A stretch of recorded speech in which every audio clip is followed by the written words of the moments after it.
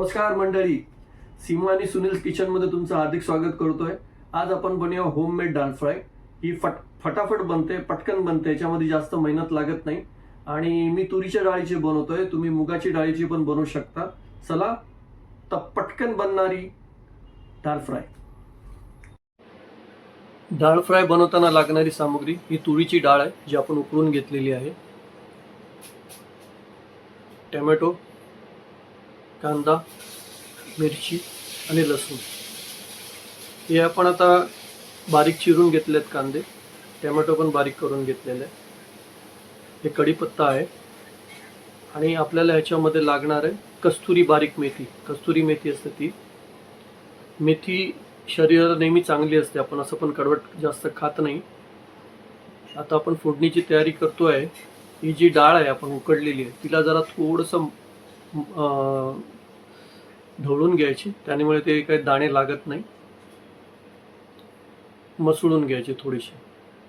तुम्हाला अख्खी ठेवायची, तुम्ही अख्खी ठेवू शकता। नॉर्मली मी ती मसळूनच घेतो। आता आपण फोडणीची तयारी करूया। गॅस लो करून टाका।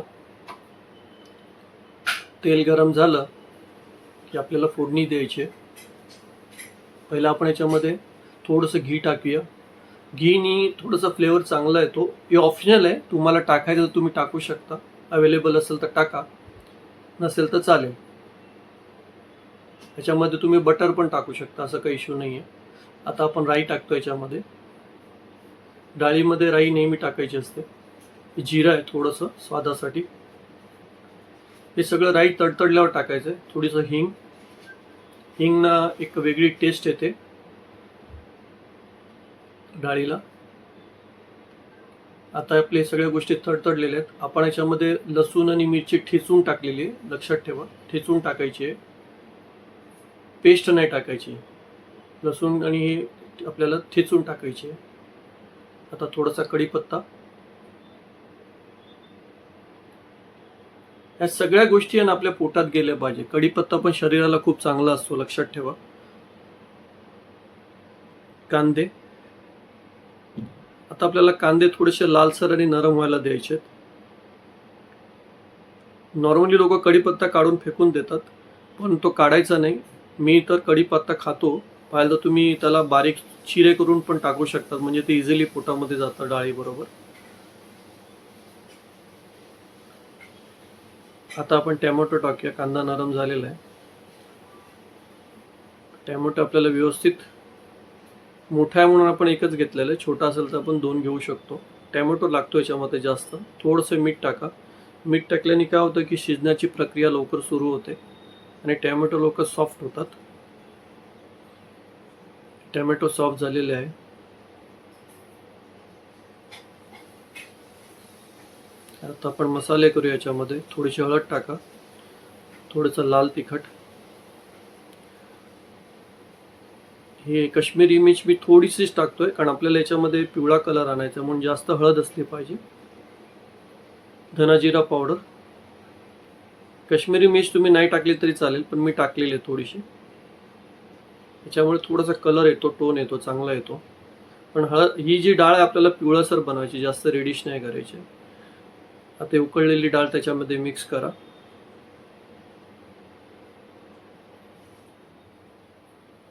आणि व्यवस्थित त्याला उकळवा। उकळी देणे जरुरी आहे। असं नाही की टाकल्या तुम्ही काढून घेणार, त्याला व्यवस्थित उकळी येऊ द्या मस्त, कारण काही लोक जास्त उकळायला देत नाही। आता हे झालेलं आहे। आपल्याला जेवढी थिकनेस पाहिजे डाळीचं, त्या हिशोबाने तुम्ही पाणी ॲड करा।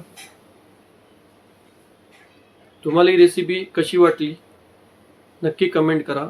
आवडली असेल तर शेअर करा, सबस्क्राईब करा आणि कमेंट करा।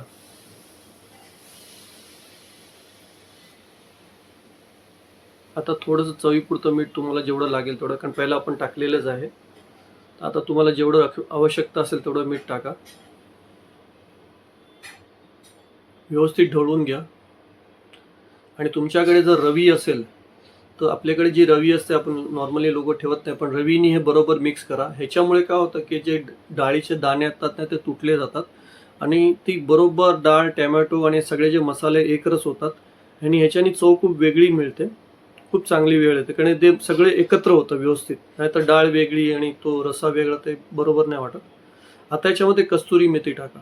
कस्तुरी मेथी शरीराला खूप चांगली असते. नॉर्मली आपण कडवट खात नाही, मुलं पण खात नाही. पण कस्तुरी मेथी टाकल्याने काय होतं, डाळीबरोबर आपल्याला आपण खाऊ शकतो आणि कस्तुरी मेथी शरीराला पण चांगली असते.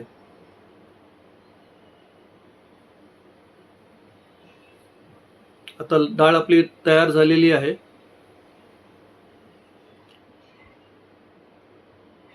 चला तर खाऊया. त्याच्यामध्ये तुम्ही डाळ भात खाऊ शकता, डाळवर चपाती खाऊ शकता, जसं तुम्हाला आवडेल तसं. नक्की कमेंट करा तुम्हाला एक रेसिपी कशी वाटली. थँक्यू.